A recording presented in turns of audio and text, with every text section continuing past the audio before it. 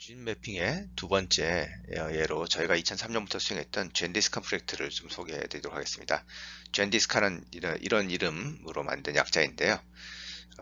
몽골 지역의 오지에 가서 샘플링을 하고 그 샘플들을 이용해서 여러 가지 컴플렉스 트레이트의 유전자를 발굴하고자 하는 그런 프로젝트였습니다. 이 프로젝트는 2003년부터 2008년까지 과기부 지원을 받고 이루어진 프로젝트인데요. 저희가 이 프로젝트를 하겠다고 했을 때 이제 가장 많이 들은 질문이 왜 몽골에 가서 연구를 하냐? 아니 뭐 한국 사람들 세금으로 한국인들 질병을 연구해야지 왜 몽골 사람 질병을 연구하느냐? 뭐 이런 그 지적을 많이 받았고요. 결국 왜 몽골에 가야 되느냐? 뭐 이런 지적을 많이 받았습니다. 근데 이제 저희가 이 프로젝트의 이제 스터디 디자인을 이제 많이 고민했을 때 저희가 생각한 것이 어디에서 사람을 모집하느냐 해서 아이솔레이트 파퓰레이션, genetically isolated population을 활용하자는 거였습니다. 아이솔레이트 파퓰레이션을 이용해서 이 지네틱 스터디를 하는 거는 뭐 저희가 처음 생각한 게 아니고 이미 그 상당히 개념이 잡혀 있어서 이제 그 당시 막 시작되고 있던 그런 방식의 연구였습니다. 주로 뭐 아스케나지주라든가 뭐 아미시처럼 어떤 특정 그 문화적 종교적 이유로 모여 살거나 또는 뭐 핀란드 그 지중해에 있는 섬인 사르디니아 뭐 이런 데처럼 어떤 지리적인 이유로 그 고립돼서 그 지역의 사람들이 그 안에서 자기들끼리만 결혼하고 외부하고 별로 교통하지 않고 아주 굉장히 비슷한 생활 습관을 이루면서 사는 그런 사람들을 우리가 genetic isolate population이라고 합니다. 이건 2008년 리뷰 아티클에서 나온 표인데요. 다양한 isolate population을 활용해서 여러 가지 컴플렉스 트레이트들의 유전자를 발굴한 예를 소개하고 있습니다. 이런 isolate population을 활용하면 굉장히 좋은 점, 유전자를 발굴하기 유리한 점들이 있습니다.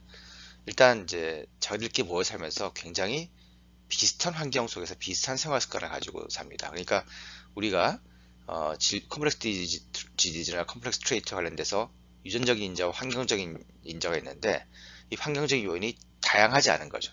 그러니까 앞에서도 예를 들었지만 우리가 뉴욕에서 어떤 비만인 사람을 모은다 했을 때 그 비만인 사람들 중에서는 엄청나게 많이 먹어서 비만인 사람도 있을 수 있고 다이어트를 하고 있는데도 또는 운동을 열심히 하는데도 비만인 사람도 있고 이렇게 그 여러 가지 환경 요인이 다양하기 때문에 이게 환경적 요인에 의한 영향과 유전적인 영향이 굉장히 이렇게 섞여 있을 텐데 환경적 요인이 굉장히 비슷한 사람들 속에서 질병에 걸린 사람 안 걸린 사람을 찾는다면 그 사람들은 환경적 요인보다는 유전적 요인의 가능성이 더 높겠죠.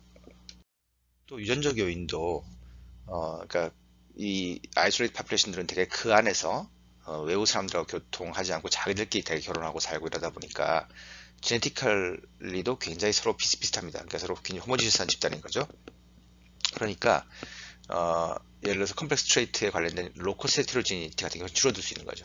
그러니까 일반 인구 집단, 예를 들면 뉴욕에서 당뇨병에 걸린 사람들의 그 관련 유전자는 여기저기 크로모좀 2번, 7번, 9번, 15번 뭐 여러 군데에서 여러 유전자들이 관여할 수 있는 반면에 이 집단, 굉장히 호모지니스한 집단에서는 설사 당뇨병에 걸리는 유전자를 가지고 있다 하더라도 비슷한 유전자를 가지고 있다 보니까 같은 자리에서 지금 로커스 헤트로지니티가 없는 같은 로커스에 의해서 발병할 가능성이 더 높고 그러다 보니까 훨씬 더 유전적인 요인을 발굴할 가능성이 더 높겠죠.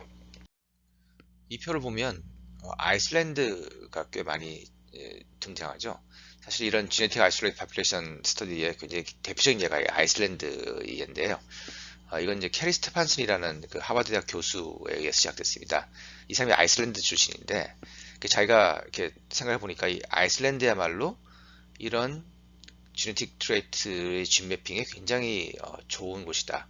왜냐하면 이게 대서양 한가운데 있어서 굉장히 아이솔레이션 돼 있고 인구가 한 20몇만 정도가 안 되고 또 좋은 점은 이 사람들이 한 중세시대 때부터 이 교회에 쭉 일종의 우리 식으로 따지면 족보가 정리가 잘 돼 있습니다. 그래서 되게 서양 사람들이 이렇게 족보 같은 거 안 따지는데 거기는 교회를 통해서 모든 결혼 기록이 다 남아있기 때문에 족보가 다 남아있기도 하고, 그래서 가게 정보 정확하게 하기도 하고, 또 비교적 또 서구권에 일찍 그 의료 시스템이 잘 세팅돼 가지고 의료보험 제도가 잘 정비되어 있기도 하고, 이런 몇 가지 장점이 있어서 이런 연구를 하기 굉장히 좋은 곳이라고 생각한 거죠.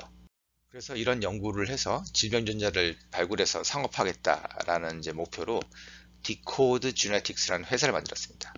그 회사를 창업하고 그러니까 7개 그 굴지 제약 회사들의 이제 투자를 받았고요. 그러고 나서는 이제 아이슬란드 정부를 찾아간 거죠. 이 아이슬란드 인의 어떤 이 의료 기록과 그 가게 기록을 이용해서 질병전자를 찾겠다. 그리고 이제 굉장히 큰 투자도 받을 수 있다. 이렇게 해서 이제 아이슬란드 정부를 설득한 겁니다. 또 아이슬란드 입장에서도 약간 첨단 산업 이런 것들을 유치해야 된다 이런 생각도 있어가지고 그 아이슬란드 정부랑 딜을 했는데, 사실 요즘 생각하면 참 말이 안 되는 거긴 한데, 이 아이슬란드 전 국민의 의료보험 기록을 볼 수 있는 권한을 받았어요. 그거를 허가를 받고, 그래서 전 국민의 의료 기록을 보면서 어떤 가게에 당뇨가 많은지, 어떤 가게에 고혈압이 많은지, 뭐 이런 것들을 이제 파악도 하고, 물론 이제 나중에 연구는 이제 자원자를 대상으로 뭐 고혈압 연구에 참여할 가게를 모집합니다. 또는 뭐 당뇨병 연구에 뭐 참여할 가게를 모집합니다. 이렇게 자원자 베이스로 했지만, 사실 어떤 집단한테 이 당뇨 연구에 참여하도록 권유할 것인가, 어떤 가게에 가서 고혈압 연구에 참여하도록 이게 관여할 것인가, 이런 것들을 다 그 기록을 바탕으로, 그 가게도 기록과 이 의료보험 기록을 바탕으로 이제 찾아낼 수 있었던 거죠. 굉장한 그런 장점을 가지고 연구를 할 수 있었습니다. 그래서 초창기 목표가 50개의 질환을 선정하고, 그 50개의 질환은 각각에 대해서 한 1000명 정도의 대가게를 모아서 패밀리 베이스로 지네틱 스터디를 하겠다, 이런 디자인을 가지고 이제 시작을 했습니다. 저희 제네디스카 프로젝트도 마찬가지지만, 이제 이 프로젝트가 막 시작할 때는 아직 지와스가 제대로 세팅되기 전이어서요. 클래시컬한 이제 패밀리 베이스 링키지 어널리시스나 어소시에이션 스터디, 저희가 이제 수업시에 배웠던 그런 방식으로 진행을 했고, 이제 그러다가 시간이 지나면서 지와스가 이제 도입되면서 역시 지와스를 또 엄청난 규모로 했고, 또 나중에는 또 홀점 시퀀싱도 하고, 이렇게 굉장히 다양한 방법들을 기술이 발전함에 따라서 이렇게 실제로 시도해서요. 지금 이 지네틱 스터디에서 굉장히 많은 논문들이, 그러니까 이건 2008년 데이터지만 그 이후에도 굉장히 많은 논문들이 이 아이슬란드 스터디에서 나왔습니다. 뭐 거의 네이처 제네틱스에 거의 매달 한 편 이상씩 이 디코 제네틱스 논문이 나올 정도로 굉장히 큰 성공을 거둔 바가 있습니다. 그렇게 이런 아이솔레이티드 파퓰레이션이 제네틱 앤 인바이러먼털 호모지니티를 보장하는데, 이제 문제는 저희가 이 아시아인을 대상으로 이런 비슷한 연구를 하려고 생각해 보니까, 아시아의 이런 그 아이솔레이티드 파퓰레이션을 이렇게 찾기 쉽지 않았어요. 물론 뭐 한국에서도 뭐 제주도나 울릉도나 뭐 이렇게 섬 지역이나 이게 산간 지역에 갈 수 있다고 생각할 수 있지만, 이제 너무 또 인원이 작아도 안 되고 어떤 정도의 인구가 분포하면서 아이솔레이션 된 곳을 찾아야 되는데, 이게 한국만 해도 이 정도 아이솔레이션이 쉽지 않고, 또 뭐 중국은 또 들어가기 쉽지 않기도 하고, 그래서 여러 가지 여건상 우리가 할 수 있는 가장 적절한 곳이 몽골이다 하고, 이제 제가 몽골을 선택한 거죠. 저희가 채택한 두 번째 전략은 패밀리, 그리고 가능하면 라지 익스펜디드 패밀리를 사용한다는 겁니다. 이런 전략을 사용하는 가장 큰 이유는 통계적인 파워가 크기 때문이죠. 예를 들어서 이 그래프를 보시면, 어떤 특정한 피노타입의 를 결정한 유전자를 발견하기 위해서 과연 몇 명이나 조사해야 되느냐 하는 그런 숫자를 보는 건데, 일반적으로 헤리티빌리티가 크면 클수록 적은 숫자의 인원만으로 그 유전자를 찾을 수 있습니다. 이제 같은 헤리티빌리티를 가지는 어떤 트레이트를 하더라도, 우리 파퓰레이션이 소규모의 가족, 그러니까 두 명의 형제로만 두 명씩 형제로 구성되어 있는 파퓰레이션, 아니면 네 명씩 사형제가 한 세트로 구성되어 있는 경우, 또는 그보다 훨씬 큰 라지 사이즈의 패디그를 사용하는 경우에 각각을 보면 한 0.2 정도의 헤리티빌리티를 가진 그런 피노타입을 발견하는데, 8,000명, 3,000명, 1,000명 정도의 사람이 필요한 걸로 나오죠. 그러니까 이런 같은 헤리티빌리티를 가진 피노타입도 패디그리 사이즈가 크면 클수록 훨씬 더 적은 숫자의 인원만으로도 발견이 가능하다는 겁니다.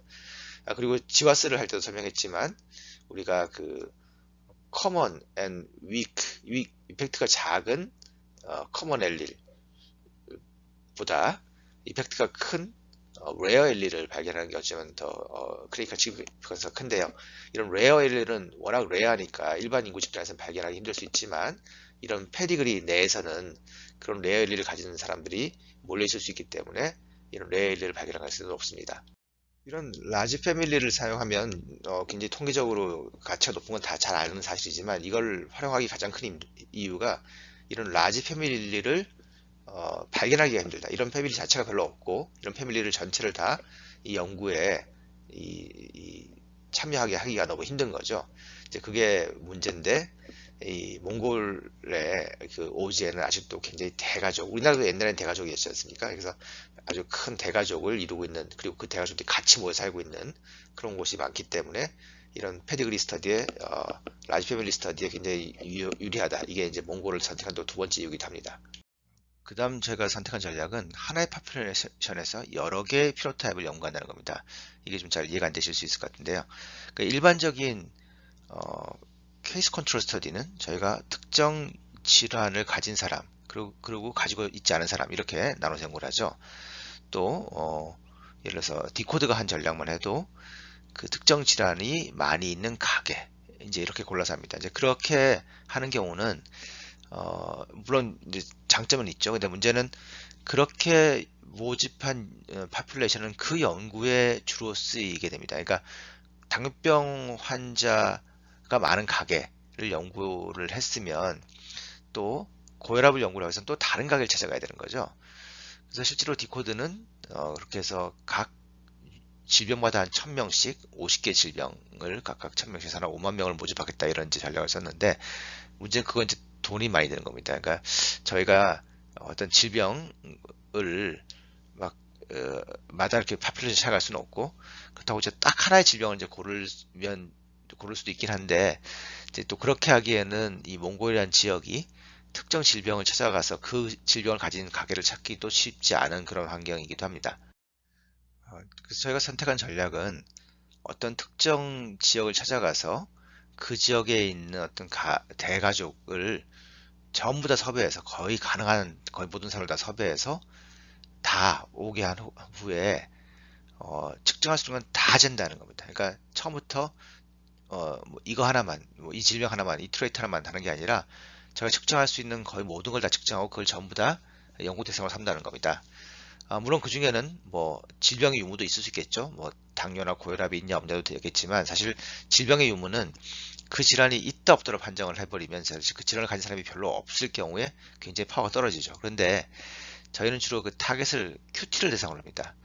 그러니까 지난번에 그 컴플렉스 트레이트의 특성에서 설명했지만 많은 디지즈들이 그 디지즈를 이루는 어떤 그 QT가 있다고 했죠. 예를 들어서 저희는 고혈압 유무로 판정하지 않고 혈압의 베리에이션을 결정하는 유전자, 그 다음에 당뇨병의 유무라기보다는 혈당을 조절하는 유전자, 뭐 녹내장이라기보다는 안압을 조정하는 유전자 이런 식으로 해서 제가 QT를 대상으로 하면 굳이 환자가 아니더라도 정상인들이 가지고 있는 그 변이들, 그러니까 마치 키나 몸무게처럼 정상인들이 가지고 있는 그 노멀 베리에이션을 연구하겠다라는 게 이제 저희의 연구 목표였습니다. 이제 이렇게 연구하는 게 그 비교적 한 번의 서베이만으로 그러니까 예를 들면 똑같은 1000명 가지고 뭐 피노타입을 뭐 몇 개 또는 수십 개 또는 수백 개까지 할 수 있으니까 경제적으로 효율적이라는 그런 장점도 있지만 또 다른 장점이 있습니다. 그게 이제 실렉션 바이어스가 적다는 건데요. 일반적으로 케이스 컨트롤 스터디 같은 연구에서 가장 문제될 수 있는 것들이 이런 실렉션 바이어스 또는 어서테인먼트 프로블럼이라고 하는 건데요. 이게 뭐냐면 케이스와 컨트롤이 그 질병의 유무를 제외하고는 완전히 동일해야 되는데, 그러니까 똑같은 뭐 나이, 뭐 성별, 또 다른 그 내가 측정하고자 하는 거 이외에 다른 건 전부 다 동일하고 그 질병의 유무만 당뇨가 있는 사람, 당뇨가 없는 사람 그것만 빼고 나머지는 다 동일한 집단을 골라야 되는데 예를 들어서 뭐 당뇨병 환자는 다 한국 사람만 근데 정상인은 다 미국 사람만 이렇게 골라서 연구한다면 이게 말이 안 되는 거죠. 근데 이제 그게 완벽하게 동일한 집단을 고른다는 게 쉽지 않습니다. 저희가 당뇨를 가진 사람을 모읍니다. 또는 정상인을 모읍니다. 라고 이렇게 일부를 모으는, 그러니까 모은다는 건 어떤 사람들만, 특별한 사람들만 우리 연구 대상이 되고 나머지는 연구 대상이 안 되는 거잖아요. 이렇게 고르는 과정에서, 뭔가 우리가 의도하지 않게 당뇨 환자를 모으는 과정에서 당뇨가라는 특성 이외에 또 다른 특성, 예를 들어서 뭐 이 당뇨 환자를 모집하다 보니 그 뭐 공고를 냈는데 그 공고를 볼 수 있는 환경에 있는 사람만 왔다거나 컨트롤은 그렇지 않았고 뭐 이런 식으로 해서 제가 의도치 않게 다른 셀렉션을 했을 가능성이 있는 거거든요. 이제 그런데 저희 연구처럼 케이스 컨트롤 나누지 않고 그냥 그 지역에 있는 사람은 전부 다 특정한 사람은 저희 연구에서 제외합니다 이게 아니라 그 지역에 있는 사람은 전부 다 모집한다고 하는 것은 이런 실렉션 바이어스를 줄일 수 있는 그런 장점이 있습니다. 다음 마지막으로 저희는 피노타입 먼저 측정하고 지노타입은 나중에 천천히 하자 이런 전략을 썼는데요.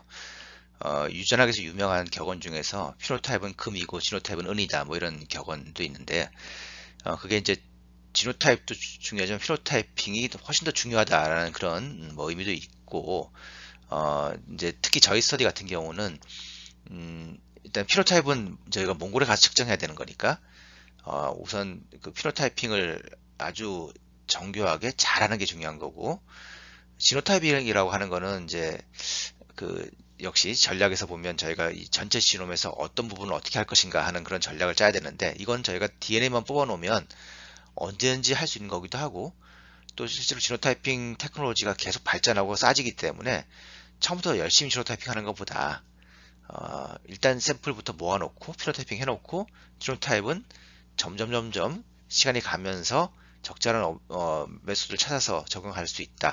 이제 이런 전략인 거죠.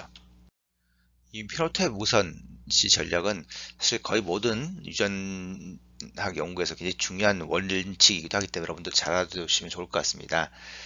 저희가 이제 좀 길게 이 설명을 했는데 물론 저희 전디스칸 프로젝트에 이를 왜 어떻게 하게 됐냐를 설명한 것도 있지만 저희가 이제 이 스터디 제안을 하면서 여러 가지 고민을 했던 것들을 여러분들하고 공유하면서 이렇게 유전학 연구를 할 때 어떤 점들을 고려할 수 있는가 하는 것들을 여러분들이 한번 경험해 볼 수 있는 기회라고 생각해서 좀 길게 설명을 했습니다. 지금부터 좀 빠르게 결과들을 좀 설명하도록 하겠습니다. 제가 2003년에 처음 몽골에 가면서 처음 방문한 곳이 여기입니다. 그러니까 뭐 특별하게 저희가 몽골에 대해서 잘 알지 못한 상태에서 사람들을 통해서 몽골에서 가장 아이솔레이션 된 곳이 어딨냐 그랬더니 다들 여기를 가리키더라고요. 그래서 겁도 없이 처음에 여기를 향해서 출발을 했습니다. 사실 이 서베이어 관련돼서 엄청 재밌는 이야기들이 많은데 뭐 그걸 다 소개할 시간은 없습니다만 어쨌든 처음 저희 갔을 때 뭐 일단 어떻게 가느냐부터가 굉장히 이제 난감했습니다. 이렇게 몽골이 그 당시만 해도 이렇게 대중교통이 발달되어 있는 것도 아니고 도로도 없고 그래서 우선 이제 9인승 경비행기를 이렇게 빌려주는 그런 회사가 있어서 거기서 빌려가지고 타고 간 거죠. 여기가 이제 그 아이막이라고, 그러니까 우리나라로 치면 도에 해당하는데 그 지역 소재지 공항에 내린 사진이고요. 이건 이제 그 지역 군에 해당하는 거죠. 군에 도착해서 이제 잔디밭에 일단 착륙을 했고요. 이제 집차를 빌려가지고 뭐 차를 타고 뭐 뗏목을 타고 건너기도 하고 좀 가다 보니까 이제 더 이상 이제 차가 갈 수 없는 곳이라고 해서 그다음에 이제 말을 빌려서 생전 처음 이제 말을 타고 이렇게 뚜벅뚜벅 이제 따라갔습니다. 저희가 거기를 처음 간 게 한 6월 20일쯤이었는데 그 해발 3000m 지역이다 보니까 눈이 막 쌓여 있었던 곳이 기억나고요. 생전 처음 말을 타가지고 뭐 이렇게 처음에 쫄았는데 좀 타다 보니까 좀 익숙해지더라고요. 그래서 뭐 이렇게 좀 폼 잡는 사진도 있고 몇 시간 말을 타가지고 이제 처음 도착한 곳이 여기입니다. 여기 이제 게르라고 하는데 몽골 사람들이 이렇게 치는 천막이죠. 보통 몽골 분들이 이제 치는 천막은 동그란 모양으로 생겼는데 이 차튼족들은 이렇게 세모난 형태로 이제 게르를 만듭니다. 그러니까 그 아메리칸 인디언들하고 굉장히 비슷한 모양이죠. 이분들은 이제 다른 몽골인들하고 다르게 술록을 키우면서 사는 사람들이거든요. 그래서 이제 그리고 굉장히 이제 그 이렇게 아이솔레이션 고해발 고지대에 살고 있고 그래서 요 두 가구가 사는 곳을 이제 처음 방문한 겁니다. 그래서 이제 설문조사도 하고 뭐 가계도도 그리고 뭐 이런 일을 했었습니다.